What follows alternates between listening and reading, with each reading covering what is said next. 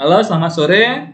Selamat bertemu lagi dengan saya Francisco MH Sirait dalam channel @Francisco MH Sirait dalam channel di YouTube-nya ya.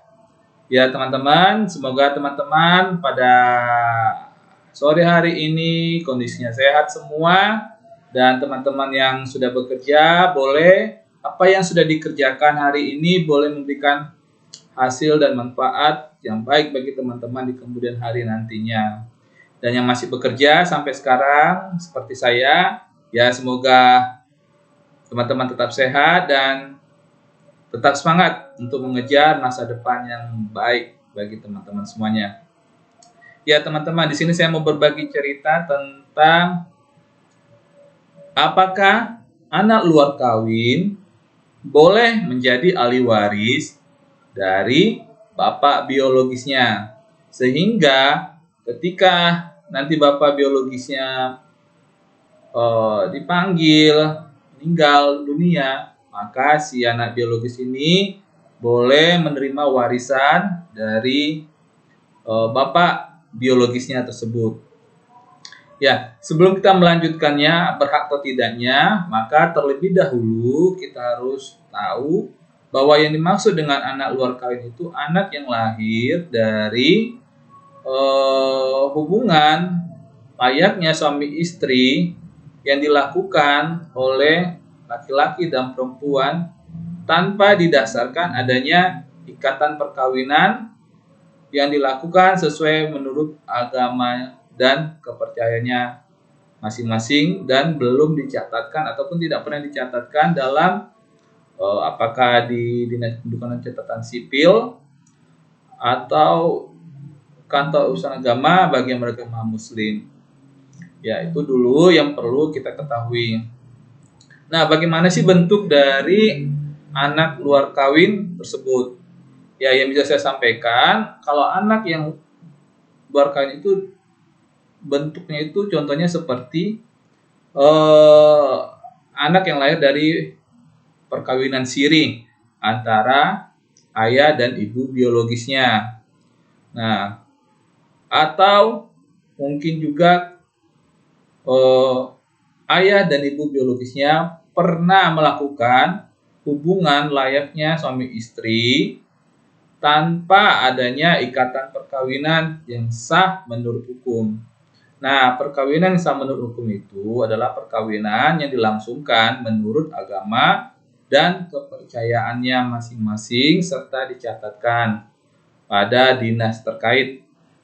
Nah, yang selanjutnya ialah saya sih berharap teman-teman semuanya baik-baik saja ya. Nah, yang selanjutnya itu adalah anak yang mungkin dia lahir karena dulunya ibu biologisnya pernah mengalami masalah. Yang maksudnya itu dulu ibunya itu pernah menjadi korban pemerkosaan oleh si pelaku kejahatan. Sehingga dari hubungan tersebut lahirlah anak-anak biologis. Nah, oleh karenanya anak-anak tersebut dapat dikategorikan anak luar kawin.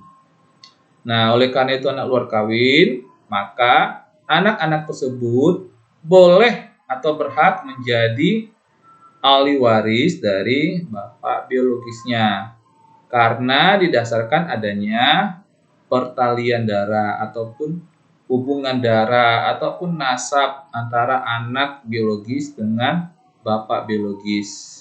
Dan tentunya hal ini harus didasarkan adanya ataupun dibuktikan dengan adanya ilmu pengetahuan dan teknologi atau alat bukti yang lain sehingga dapat dilihat, dapat diketahui bahwa anak biologis tersebut memiliki hubungan darah dengan bapak biologisnya. Sehingga dengan begitu pun si anak tersebut dapat menjadi ahli waris dari bapak biologisnya, ya. Jadi anak tersebut boleh menjadi ahli waris dari bapak biologisnya Dan itu pun warisan yang boleh diterima anak biologis itu adalah sebatas pada harta peninggalan dari bapak biologisnya, tidak lebih daripada itu. Nah, hal ini didasarkan pada ketentuan pasal 832 Kitab Undang-Undang Hukum Perdata. Yang mana yang menjadi ahli waris itu disebutkan adalah suami atau istri yang hidup terlama atau anak dan keturunannya. Yang kemudian dilanjutkan lagi, ada penitiberatan pada adanya hubungan darah, sehingga anak keluarga tersebut bisa menjadi ahli waris dari bapak biologisnya. Kemudian kalau kita mengacu kepada hukum Islam, dalam hal ini saya lihat di dalam kompilasi hukum Islam, itu juga ada mengatur bahwa yang dimaksud dengan ahli waris itu ialah didasarkan pada hubungan darah ataupun nasab dan ikatan perkawinan. Nah, hal ini bisa ditemukan dalam ketentuan pasal 117 huruf C kompilasi hukum Islam. Nah, kemudian ini diperkuat dengan adanya putusan Mahkamah Konstitusi nomor 46 garing pengujian undang-undang garis saya lupa nomor berapa angka Romawinya, dan kalau tidak salah itu pernah diperiksa dan diputus pada tahun 2016 ya. Dan untuk benar atau tidak pun nanti di sini akan saya uraikan ataupun saya sebutkan di dalam deskripsi dari channel YouTube saya ini, sehingga teman-teman boleh melihat dan mengetahui kebenarannya seperti apa. Karena ya memang saya pun nggak begitu ingat tanggal putusan Mahkamah Konstitusi itu kapan, saya tidak ingat. Tapi itu memang dengan adanya putusan Mahkamah Konstitusi tersebut, maka anak-anak biologis yang dulunya hanya hubungan keperdatanya mengikut kepada ibu ataupun bisa mewaris pada ibunya, sekarang dengan putusan tersebut maka anak-anak biologis boleh memiliki hubungan keperdataan, atau dengan kata lain boleh menjadi ahli waris dari bapak biologisnya. Tapi warisan diterima si anak itu hanya sebatas pada harta peninggalan dari si bapak biologisnya, tidak lebih daripada itu ya teman-temannya. Itu yang bisa saya sampaikan, dan untuk dasar aturan-aturannya nanti akan saya uraikan di dalam deskripsi dari channel YouTube saya ini. Ayo tetap ikutin channel YouTube saya ini, semoga memberikan manfaat yang baik dan teman-teman boleh mendapatkan apa yang menjadi haknya. Ya, itu mereka semua berhak menjadi ahli waris ya teman-teman.